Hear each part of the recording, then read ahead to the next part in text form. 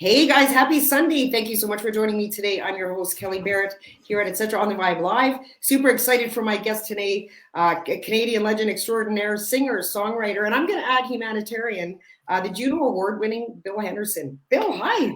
Hi. How are you, Kelly? I am great. I'm good now that you're here, and the Nice internet gods are smiling on us, and life is good. Yeah. All right. Good to be here.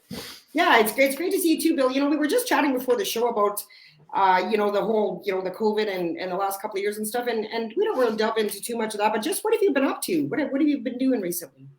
Well, not a lot, but there have been a couple gigs, in the last year. Was it 2 gigs last year? Yeah, 2 gigs in 21, I believe. And one of them was halftime.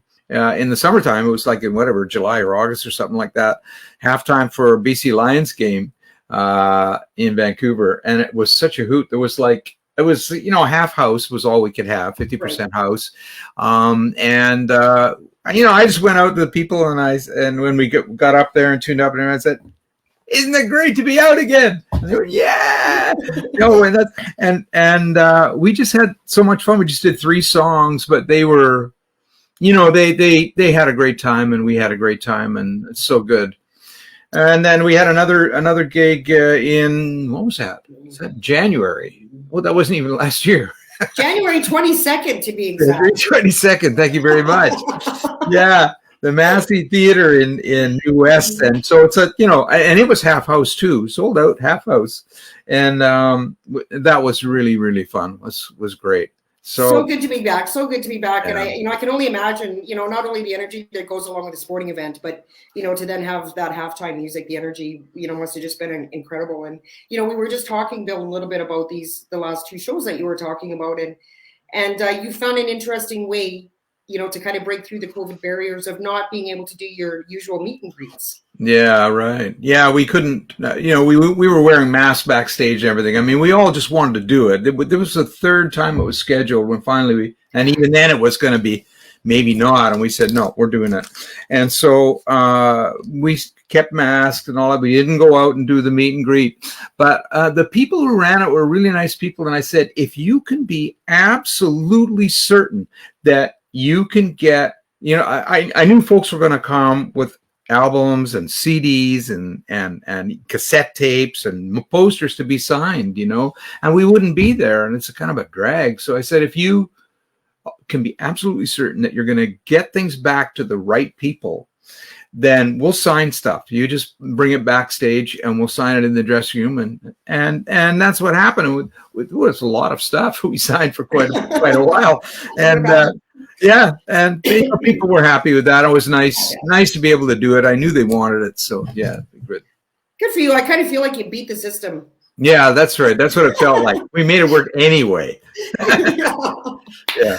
Oh, this is great. So, I know a lot of people were really, really excited about you being here today, myself included. The comments are already just flying in.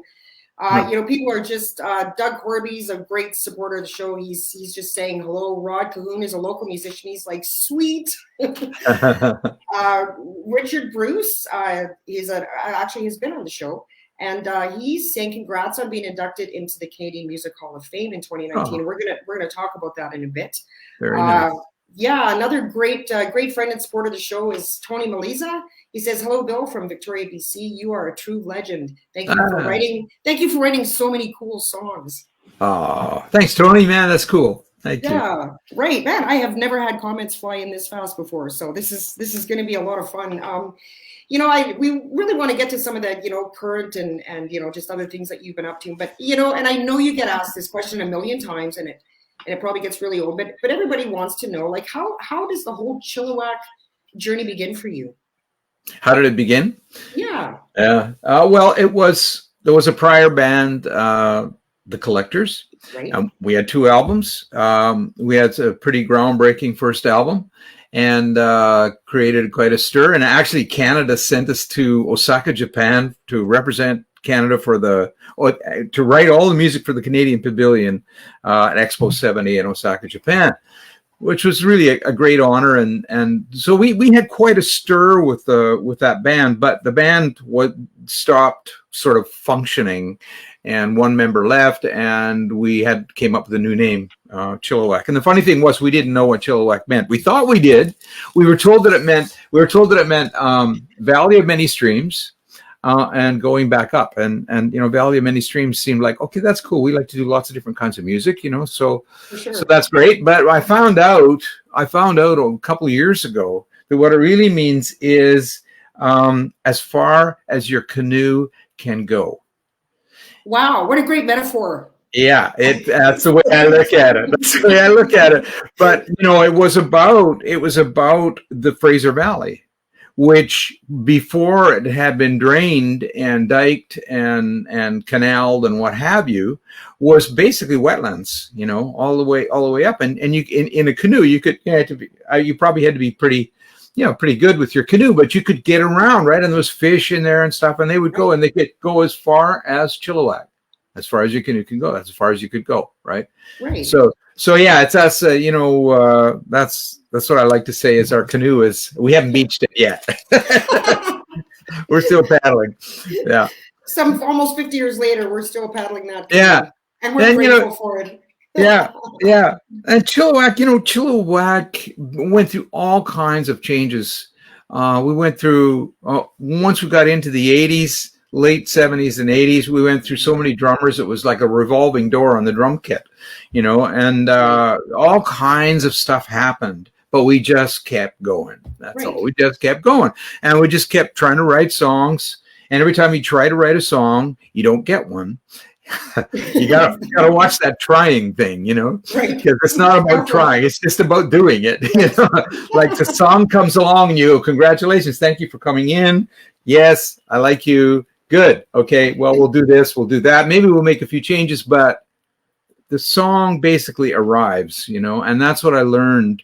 For me, that was a huge learning thing with the band. The very first thing that happened, like was with the Collectors, was I thought I had all kinds of great musical stuff to offer. So I put all this stuff together and I brought it to the band. And I told everybody what to play and everything, and nobody liked it.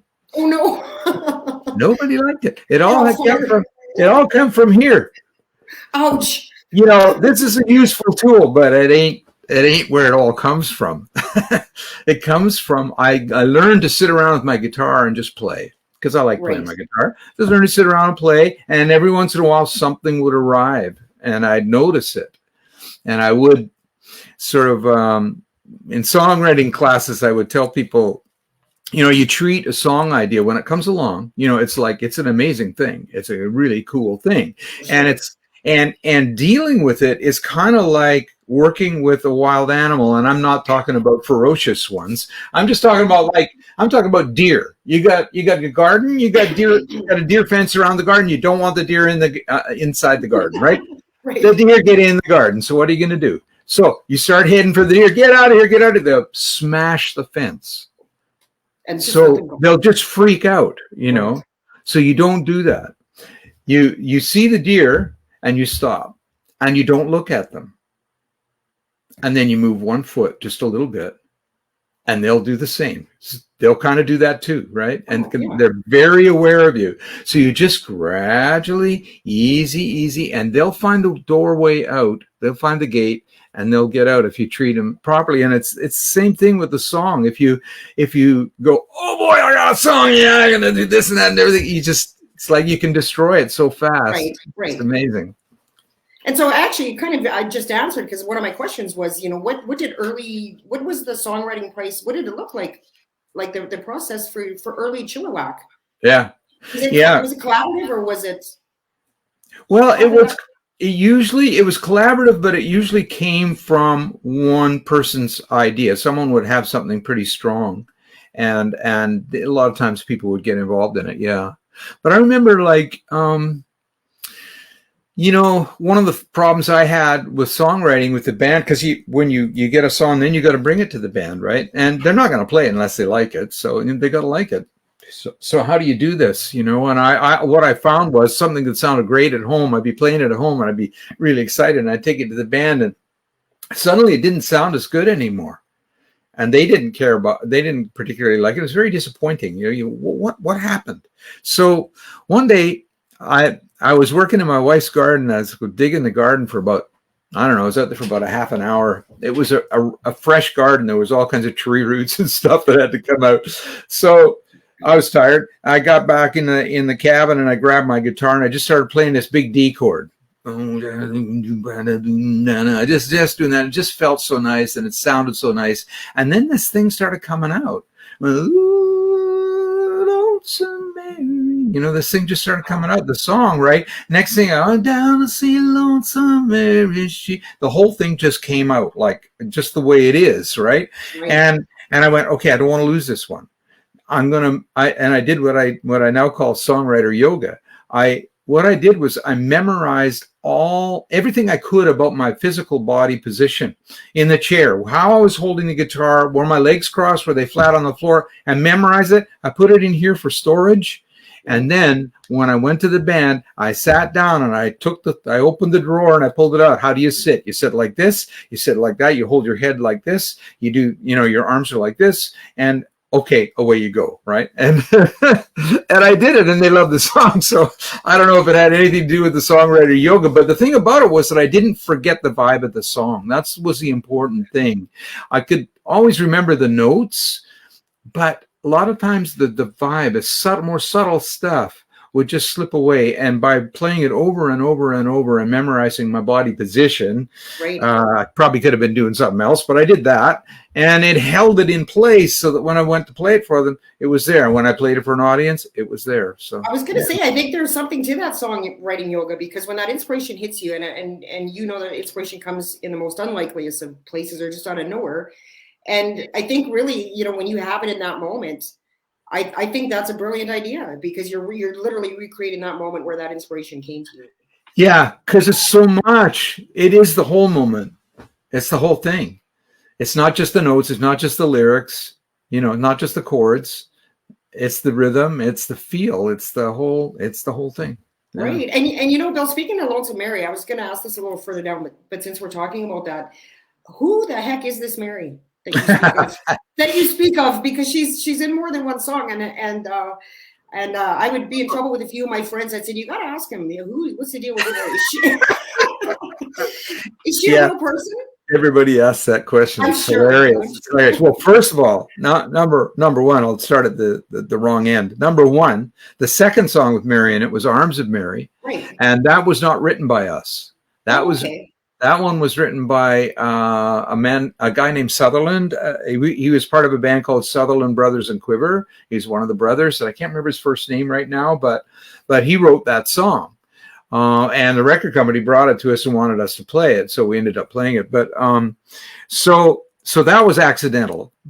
There wasn't a person that made that song happen. Okay, that I knew. No way. The first one, Lonesome Mary, was a bunch of things. It was Wind Cries Mary, Jimmy. It was Jimi Hendrix. Right. It was because I love that song. It was just an amazing song. It was Proud Mary. The rhythm of it was very much Proud Mary. It was my grandmother Mary, and it was me. Because how so? How do you mean that? Well, I went down to see Lonesome Mary. She was sitting all alone. She was crying for the contrariness that had made a desert of her home. So contrariness, what is that? Why is it that some people always want to go against until they go against themselves as much as anything else? Right. There's this negative thing. And I said, Mary, Mary, Mary, Mary, how can you live this way? She said, I don't know. Must be in my soul. Guess I must be the most contrary person in the world. Yeah. That's a great lyric. That's all it is. It's very simple, but it's like some people find themselves in that place. And I found myself in that place, so I could write about it. Right. Absolutely. Then it's so much more authentic, I think, when writing comes from, experiences that you've had. And I've been listening to, I was listening to Greatest Hits a lot, Chilliwack's Greatest Hits. And the song after song after hit song after hit song, gold albums, platinum albums. And I'd hear a song and I go, oh, okay, this is my favorite, and it's like Fly at Night. No, that's my favorite. And I'm, and I'm wondering, like, I'm just wondering, what do you think it is that these songs were such hits back then and they still are today and they're still relevant and people still want to hear them? What do you think it is about Chilliwack's music and songs that just gives it such massive appeal and such longevity? Yeah, that's good. That's a good question. I feel luck would be one thing, and I feel very lucky. That's for sure. But there are some things maybe, and one of them is that in the 60s, when the music exploded, the mid to late 60s, with all this new music, it was just incredible, all the way from the Beatles to Hendrix and all kinds of the Cream and all of that.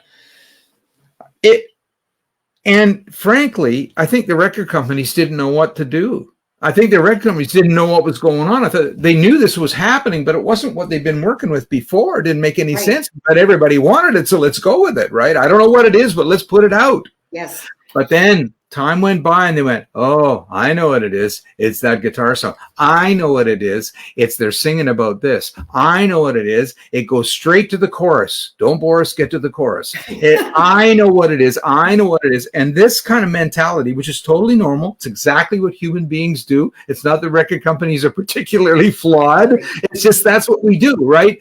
The problem is I couldn't write that way. They wanted a sound. They went, I know what it is. It's this sound. You guys, so what's your sound? Our sound? What do you mean? We play guitar. Wait, how do you describe that? How do you describe that? I don't know. What is that? Yeah. Our sound is our sound. That's it. Don't bug me. but people had some sound things worked out, and they went, this is our sound, and they put it together, and every song had that sound, and we didn't do that. So what we did was, when a song arrived and had that kind of thing about it that made it people like it, we did it. It didn't matter if it was California Girl, California girl, California girl. It's just a little ditty, right? But I don't know. That's another song that just came completely out in one fell swoop. It just came out and that was it. And we just played it. And then Crazy Talk. That's a whole other vibe, right? Completely different vibe. Yeah. And then, what you gonna do? The McLeod guitar, right? Too loud. Yeah. That song, sorry to cut you off there, Bill, but I was just thinking about that song. I always, when I was younger and I heard that song, I always thought it was about a breakup. I always thought it was, what are you going to do? You'll be sorry when I'm gone. What are you going to do once I leave your sorry ass kind of thing? And then when I saw the video, I was like, oh no, it's about, what are you going to do when I'm just not around all the time and I'm off on the road? And I loved, that was one of my favorite videos because it was just so cheeky, where, it shows the girl in question, with Brian and with the driver and with, and, just those thoughts that would sometimes maybe go through somebody's mind if they're constantly in a long distance relationship. So I learned something about that from the video. And music is always perception, right? And so a lot of times what our perception isn't necessarily what was trying to be, offered. But that has got to be one of the most popular songs. I mean, and how do you even say that? I guess whoever, depending on who you ask. But do you have a favorite? Do you have a favorite Chilliwack song? The favorite. I'm not really. I always save Fly at Night to the end because it's one of my favorites, and the thing about it is it talks about the audience and it's our relationship. The relationship between us as a band, the four men and rock and roll band, and all these people, and that for me has always been really the most important thing. That's what gets me high is that relationship, right? So. Well, and the line too, baby, that's just, we fly by night, and baby, that's just what it's for, and. You fly at night, you keep coming back for more. And to me, I was going to say that song. It's probably my favorite, if I'm being honest.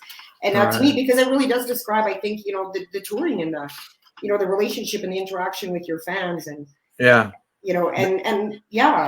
love that song. That is the number one thing, because that interaction, that relationship, is what it's all about.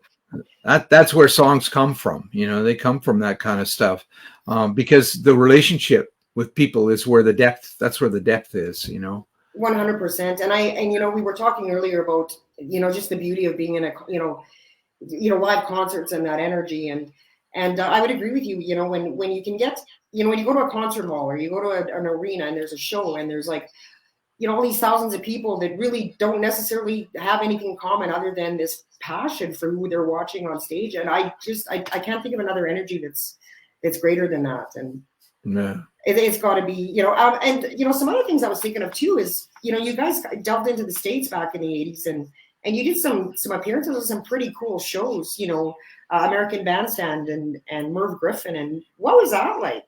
That must have been almost surreal, I would imagine. Dick Clark, yeah. Holy hell. Holy hell, we're with Dick Clark right now. Yeah. This is weird, man. Yeah, it was funny because, by that time we decided that we weren't going to tour anymore. And then all of a sudden we had this hit, My Girl, right? And so what were we going to do? So what we did was we just did these mime tours, where we went around to television shows and we would mime the hit, Right. And we made sure the lights were on the amps and all that, made it look as real as we could. And we made them turn the music up loud so we could sing out loud and be really actually doing it. And feel it at least, and right? Feel it, yeah. But that was about as far as it went. And and then we're there we are. Now we're talking to Dick Clark and stuff. And yeah, it was quite surreal. It was quite strange. And I know there were people who were in the music business thought they got a hit and they're not on the road. Hello, guys, right. knock, wakey, get your ass out there. But my ass had been out there for a long time. Right. And I was happy to not do that because I know what it is. They throw you, they give you the worst possible spot, and you can't get the sound and everything because they don't give it to you. And people can hardly see you because they won't turn up the lights because that's all for the headliner. Blah blah blah blah. Right. Who needs it? Forget about it. Yeah. Right. And there's been a couple of there's been more than a few just major highlights in your journey. That must have been quite the kick. To do those American television shows and then in 2019, as one of our viewers mentioned, you were inducted into Chilliwack was inducted into the Canadian Music Hall of Fame, and that must have been amazing. What an honor! Yeah, to be recognized by fellow Canadians and. Yeah, that's very sweet. Really, really sweet. It was interesting when I talked to the guy on the phone because they called me up, right? Because they want to know if you'll accept it. They offer it to you, and they want to know if you'll accept, the induction into the Hall of Fame. And I said yes, and I talked to him for a bit, and he said, the award's it's not for you, it's for Chilliwack. Right.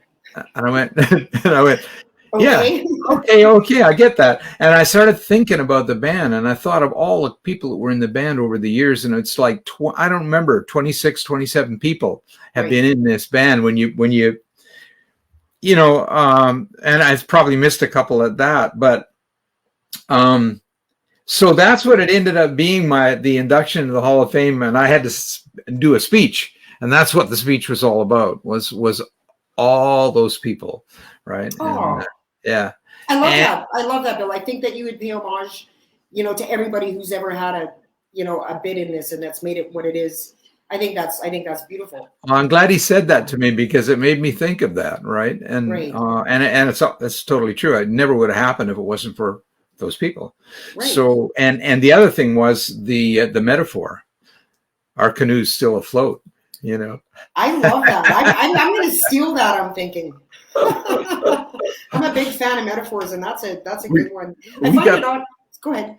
Oh, I'm sorry. I was just going to say we've got a vinyl reissue of our live CD. So we did a live CD in 2003, There and Back, it's called, right? Right. And so now we've got a vinyl reissue of it, and the artwork on the back has us paddling this big red canoe, which I have right just outside here. Perfect. Using guitars as paddles and going down this stream, right? And it's It's interesting because we started with a map of the Chilliwack, of the valley, Fraser Valley, and all the little rivers that were there, because there's some maps that have the old rivers and stuff. We started with that, and that's where we ended up. The guy sent it to me, John Malcolm. He's the guy on the island here that I use for graphics, because he's really, really good. And we were trying to figure out what to do with the back album, panel. Yeah. And he sent me this thing, and I went, holy shit. Oh, that's so great. I got on the thing, I emailed right. You made me want to go back on the road, man. Oh, wow. It was so cool. So I recommend that. That's brilliant. That's brilliant. The canoes and the guitars as paddles that's gold. Yeah. That's pretty cool. Oh, good stuff. And so how do we find that? How can people get a hold of that vinyl? Well, it's Linus Records, which is a Canadian company that has they have True North. They got True North Records. They've got they've got all the masters from Solid Gold. They've got masters from Mushroom. They've got a whole bunch of they've absorbed a lot of companies that are kind of semi-defunct or whatever. And so Linus, go to Linus, Chilliwack, there and back, and vinyl reissue. You'll find it. Yeah. Perfect. Good. That's great stuff. I love that album cover, I think. And vinyl is just so cool, isn't it? It is. This is something about vinyl. Like, I love it. I love it. And I'm just going to get to a few comments here. So Lee Canfield, who is a great friend of mine, he's a musician as well. And you might remember him, Bill, but Lee says, hello, Kelly and Bill. Just wanted to say that Chilliwack was my first concert with Trooper. Kinsman Fieldhouse, 1976. I was 14. Skip a few decades later. What a dream come true to share the stage with you. My band Aunt Edna's Spoon Collection backed you up at Taste of Edmonton in 2003 or 2004. And he sent me pictures of the two of you like this week. And I love this because Lee says, you and the band were gracious hosts and let me hang out backstage and share beverages. No ego there. I love that. Rock on, Bill. Look forward to seeing Chilliwack down the road. Peace. Bueno. That's nice. Yes. Thanks, Lee. And a good friend of mine, he's a huge supporter of the show, Gary Jones. What a great guest, Kelly. Thank you so much, Bill. I would see them in a heartbeat. Thank you. Yeah, and Ricky Lamha, who's also another great fan of the show, says, I love listening to your timeless music, Bill, ever since the very first song I heard, which was There's Something I Like About That. Thank you so much for all your great songs. Thank you. That's lovely. That's great, for sure.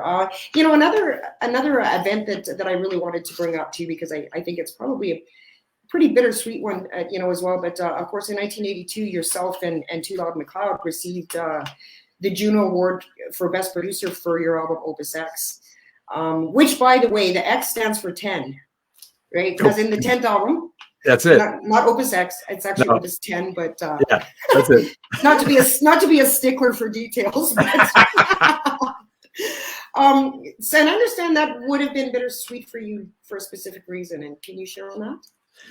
Yeah, Brian and I were the only two people in the room that knew that we were no longer going to be working together, that he was leaving Chilliwack. So it was kind of strange to stand up there and, after all these years, get this Juno Award and know that.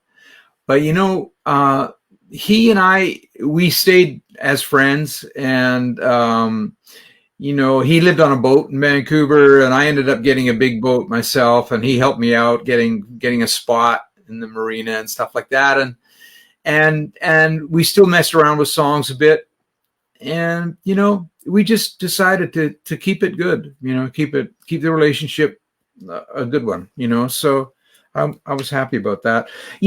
Brian was such a powerful force, and he had studied classical music. He had played classical piano, done the probably Toronto Conservatory. I imagine that's what it was, but you could tell he had put some time in, and he had been a figure skater, and at a certain point he had to decide if he was going to continue with figure skating or if he was going to be a musician.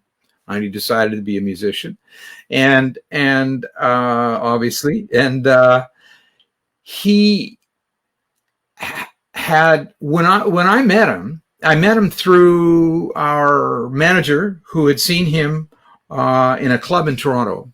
And Brian was living in Toronto by then. And the manager went up to him and said, man, it said something to him like, wow. And I don't know exactly what, but he said, we're looking, because we decided we needed another member in the band. Things had gone dry. We'd been working on one album. It was Lights from the Valley album. We'd already done it twice and it wasn't right. Right. We needed help. So we needed somebody. So manager found this guy, and Brian sent out a picture, a little bit of a bio, and these tapes that he'd made of songs he'd written and he'd recorded on his 4-track Tascam in his basement. Right. The recordings were great, and the songs were really good, and the playing was really good. So we went, this seems good. So he joined us in LA. We were playing the Whiskey 2 nights later. He came down to LA. I'll never forget, meeting him right then, opening the trunk of the car and taking the instruments out and stuff like that. And we worked for 2 days getting the stuff together. He worked his ass off. He fell asleep on the keyboard because we just went on for like 12 hours, whatever, we just kept going. Right. And he was a hardworking guy. He was a friendly guy. He was a stickler for detail. I'd never seen anyone so obsessed with the detail being exactly right. Right. And I wasn't that way. And no one else in the band was. The engineer wasn't. But Brian was. Probably not. Brian was, and there was no stopping him, right? And so remember at one point the engineer said to me, he was doing it. Brian's doing a double. We're doing the Breakdown in Paradise album, and it's a song called Guilty, which is a really cool song. That album's got a great sound, by the way. Anyways, he plays a vibraphone solo in it. So he's out in the studio. It's in the middle of summer. He's got a couple fans on him. He's shirt's off. He's dripping with sweat, and he's playing this thing. And then he wants to double it. And man, that like those little, you hit those little things, and if you don't hit them at the right time, you get all these flams, right? And he wasn't going to have a single flam. It was going to be exactly right. So we worked all day on that. And one point, the engineer said to me, he said, the last one was fine. What are we doing? And I said, when it's perfect, it sounds different. Listen to it, right? And you could hear what it's about, because when you hit those things exactly at the same time, it explodes in the stereo field. And because there are little nuances of overtones that are not quite the same between the two. And for every note, they're a little bit different. So it's pulsing the whole time. It sounds like one line. You'd never know it was two. Right. But it's got a different sound. It's got a really cool sound. And you wouldn't know that. You wouldn't know that perfection until you heard it and then could reflect back on how it sounded in comparison. Yeah, you have to hear it. And then you go, oh, wow. So Brian was onto something. I had the privilege of meeting Brian. I think it would have been late 80s, maybe a few years before he passed. And of course, back then he was, he wasn't as big as he is today, as well known even as he is today.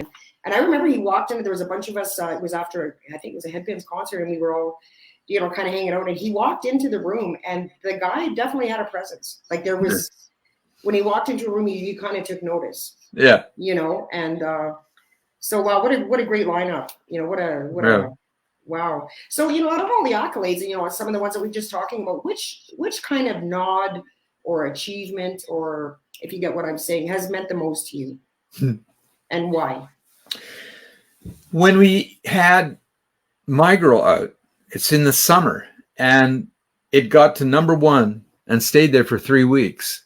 And I remember driving my car in Vancouver and going along. There was a road, and it was, I don't know, it was 10th Avenue, I think it was. And there was some construction happening. So there was a flag girl right? And she had a little radio hanging from the doorway of her van that has all their gear and there's shovels and stuff in it, right? And I got close enough to hear that it was my girl that was playing, and she was bopping all over the road, right? She was like just dancing and she just was loving it. And that really, that one of those like life is good moments, hey? That really hit me. Well, it's the connection, you know, that you're not there. She doesn't know that you're there. You're not there. Did she ever know? Did she ever know that you were there? No. I didn't want to disturb that moment. right, eh? And you know what I love that I asked that question, and that's what you would pick as the most profound for you. And you know, it's not about the Juno Award. It's not about the induction. It's about that connection with that one girl on that road. And I think that speaks volumes of you that you would choose that as one of your most profound moments. Yeah, well, I do appreciate the awards. It's really great to get them. You know, when the industry recognizes that you've done a good job, good for you.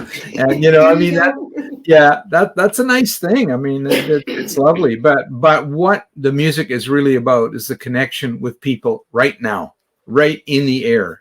And there it was. The connection was right there.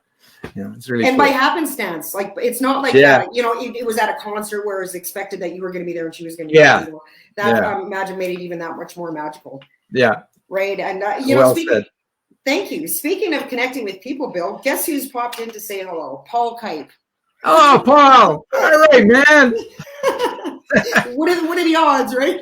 Yeah. Oh man, that's cool. That's great. That's great. I love your playing, Paul. Just keep on, buddy. It's amazing. Great shout out to you, Paul. Yeah. Andy Christ. Oh, what a cool name, Andy Christ. Yeah. Little cheekiness there. Wants to know what are your favorite Canadian influences and favorite Canadian contemporaries? Well, influences. You know, Joni Mitchell was really big. Neil Young, of course, was huge for me. I loved Mr. Soul when he said, she said, "You're strange, but don't change." And I let her. Great line, eh? That's hot. Yeah, that went through the roof for me. Yeah. And those people were big for me. And, you know, Leonard Cohen was, and Bruce Coburn. We remember seeing him in Louis Boo, a little cafe in Louis Boo in about 1970, something like that. Just him and his guitar was just pristine. It was so fantastic, so great. There's so many people, really. I love Les Emerson, you know, Signs and I'm a Stranger Here on the Planet Earth and all of that stuff, you know. Another great lyric. Yeah, he was great, and so many people. Yeah, and then contemporary. I don't know. I'm not very aware of contemporary. Most of the contemporary that I've heard of Canadian is mainly folk music, probably. Right. And Canada has a great folk scene. Yeah, they really do. You know, and like Murray McLaughlin was on the show once, and we talked a lot about how, you know, the way the community was and how he shared time, like he gave up half his stage time to Joni Mitchell, and you know, I don't know, I am such a fan, and I'm so proud of our Canadian musicians, and that's why this show is 99% all Canadian all the time. Right. And I'm so proud. Are you proud to be a Canadian artist? Like. Yeah. I mean, like, wow, hey, and I think Canadian fans are a breed all of their own. I really do. Yeah, I don't know it. Well, yeah, no, they are. It's true. Yeah, Americans are quite different, and I could go on and on. But anyway, yeah, I like the Canadian fans. And you know, I gotta say, I don't mean to butter you up or anything, but you know, Alberta has been probably the most supportive area for Chilliwack over the years, from the very, very beginning. You know, always really supportive, and that's really amazing. That's very cool. Oh, well, thank you for saying that. You can butter us Albertans up all not the easy one. Yeah. Well, not a problem. Okay. stop. Yeah, right. Another guy that I loved is Ron Hines, and Ron's gone now, but he was a friend and such a amazing performer, a great songwriter. But if you've ever been in a room with Ron and he's playing a song, it's just like everything stops. The mice in the walls stop. The little insects stop. And it's just like, it was so great. Yeah, Ron was a really fantastic performer and, a great guy. Great. I love that guy. Awesome. Bill, I'm going to just kind of jump topics here for a little bit. So you are very much a supporter of, when I mentioned humanitarian in the introduction, socially aware and a supporter of several causes that are really close to your heart. For example, climate action and, water preservation, healthier ecosystems, and like wildfire prevention. Can you speak to that, Bill, and tell us why some of these issues have kind of taken up a space in your heart? Well, why? I think it probably stems from my basic a feeling about music, and which is it's a vehicle for the relationship between us, between people. That's what it is, and it expresses something deeper that our words can't express. And because you feel that, you're going to notice when the environment is being destroyed and it's impacting you, and all beings, are being impacted by what we've done to the environment. So it's hard. It's hard to be there with it and not feel that you should be doing something. So I came out of, I'd spent 23 years, I think, with SOCAN, on the board of SOCAN, which collects royalties for songwriters. And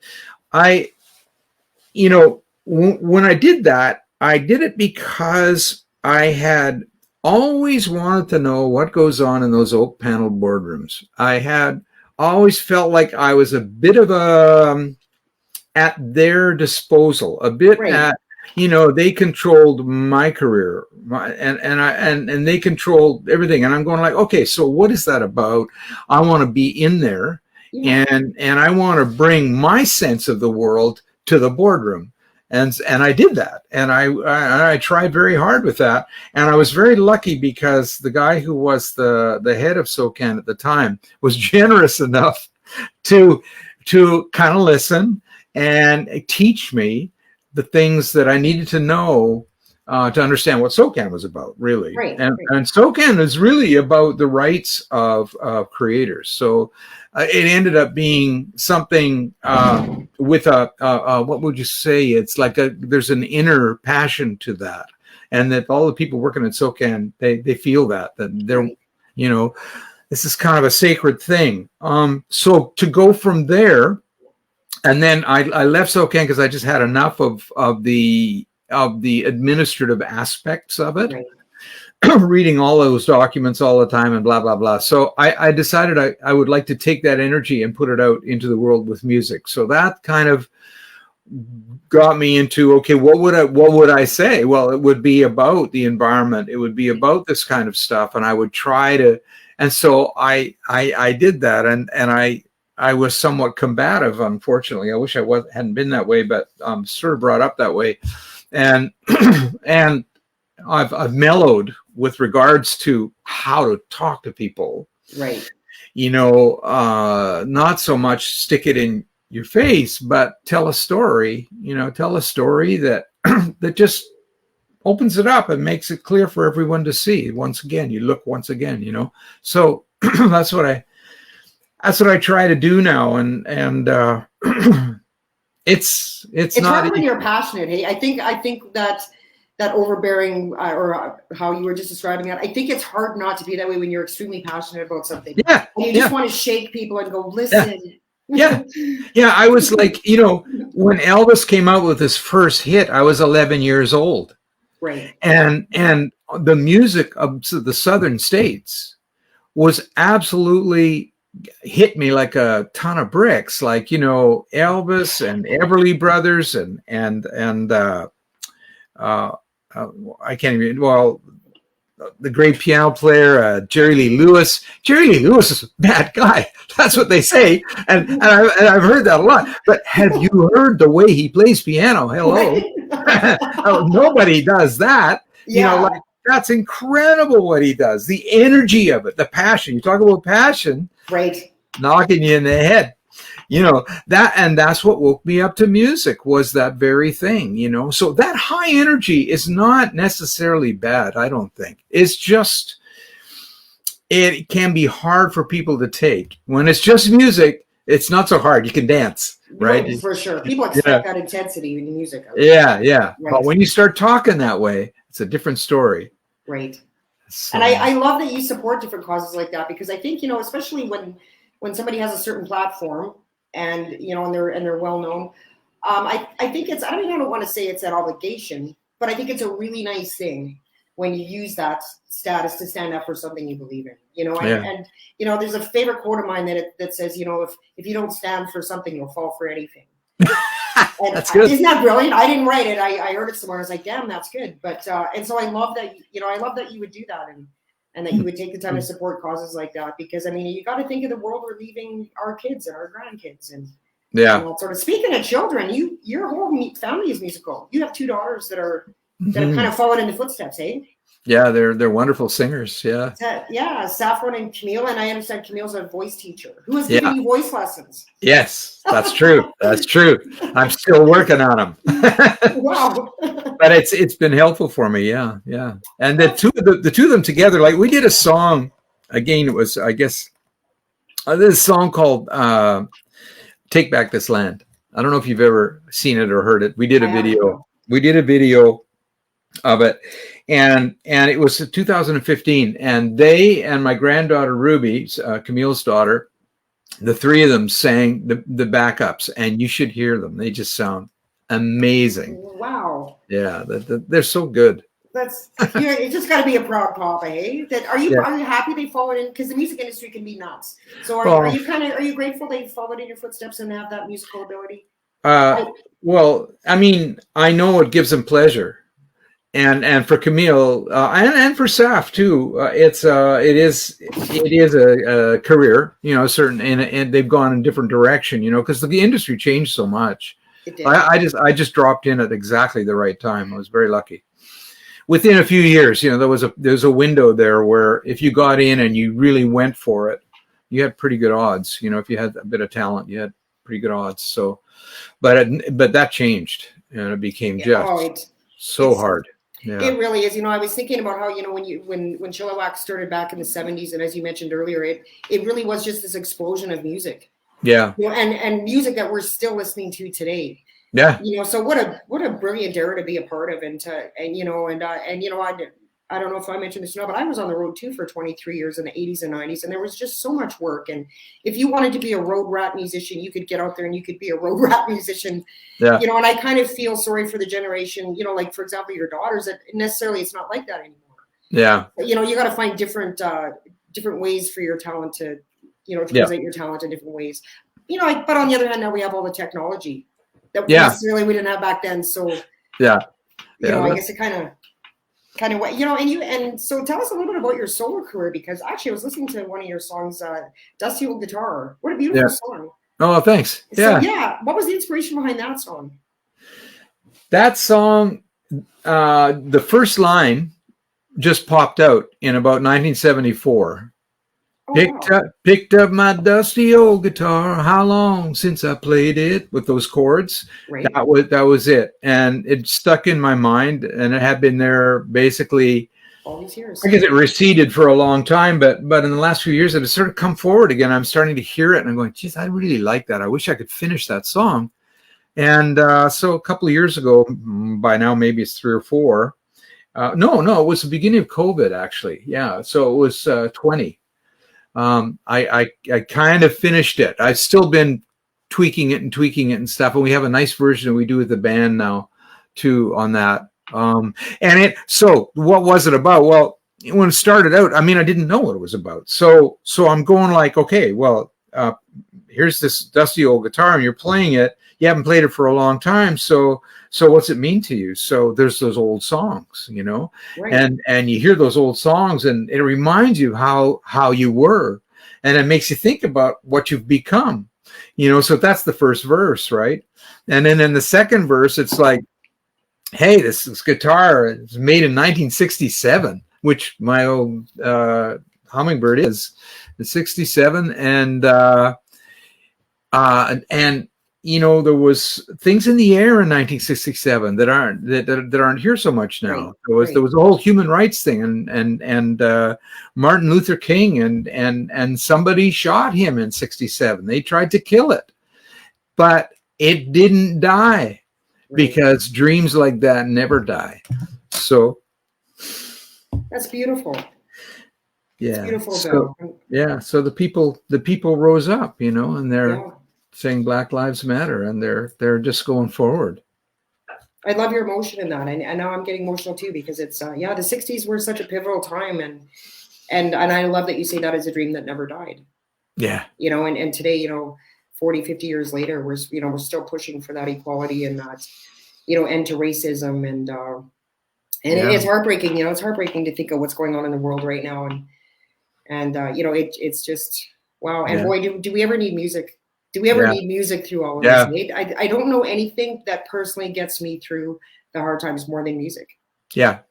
I realized when the music performers were pretty much the last thing that still couldn't function because of COVID, I realized the power of music to bring people together, because that's what they were trying to stop, is people coming together so they wouldn't get COVID. So you got to keep them apart. So you can't have music. I know. Music brings them together. Right. And in a time when people needed it more than ever. Exactly. And, you know, I mean, booze, drugs, nothing compares to the escape that music for me personally. That music, you know, that gives us, and nothing invokes memories. Like, you know, when we were just talking now about the guitar, you know, and lyrics that from years ago, and I guarantee you, when you picked up that guitar and you remember that lyric, it just transported you back to a simpler time or a different time. And you know, that's the power of music that I love. And here's a question for you, Bill. So what do you know now that you wish you had known in your 20s? Narrow it down to one.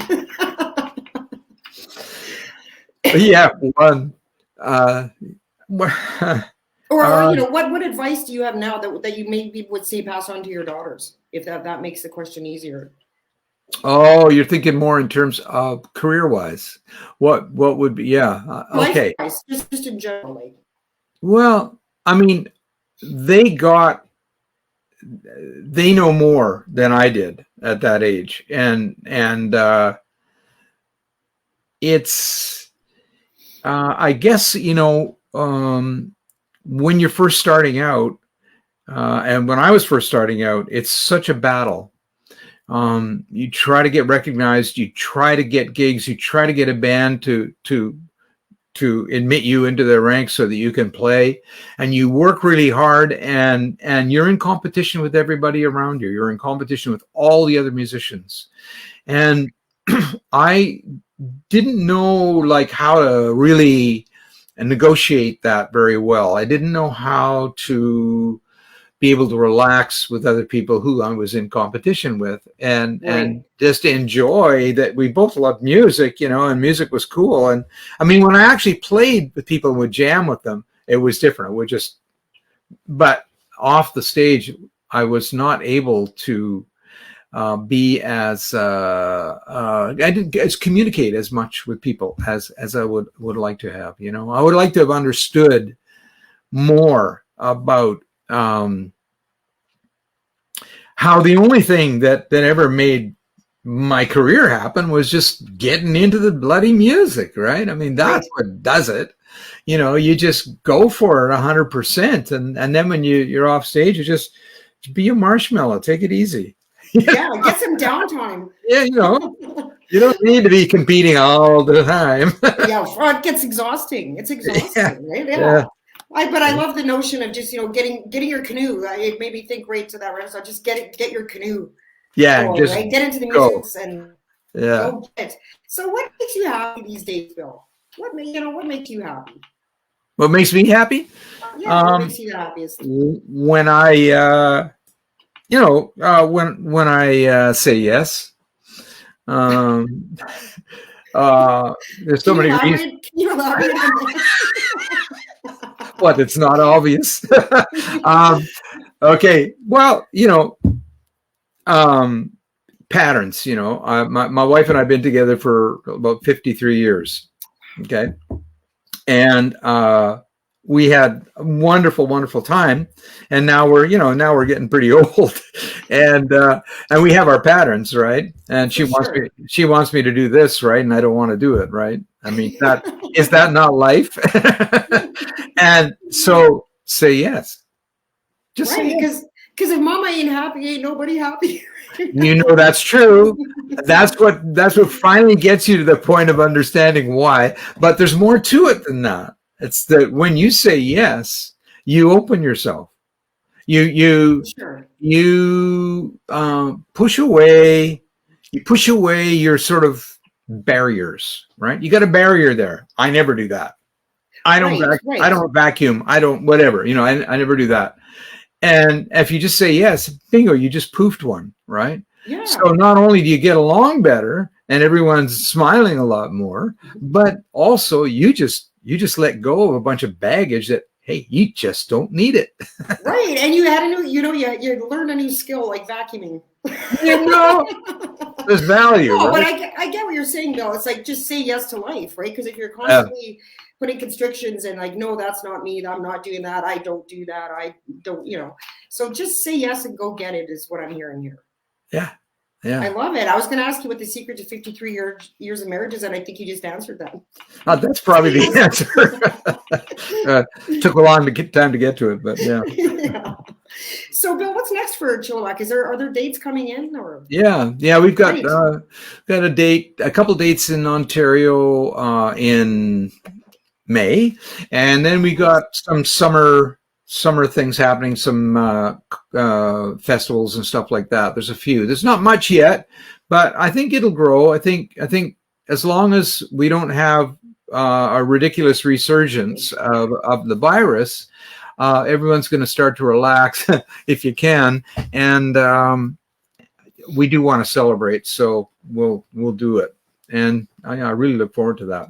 I'm working away on my guitar. Like I'm constantly working on my guitar. I got my I got a Les Paul set up with an acoustic pickup in it and an acoustic sound. I can do both. I can mix them together.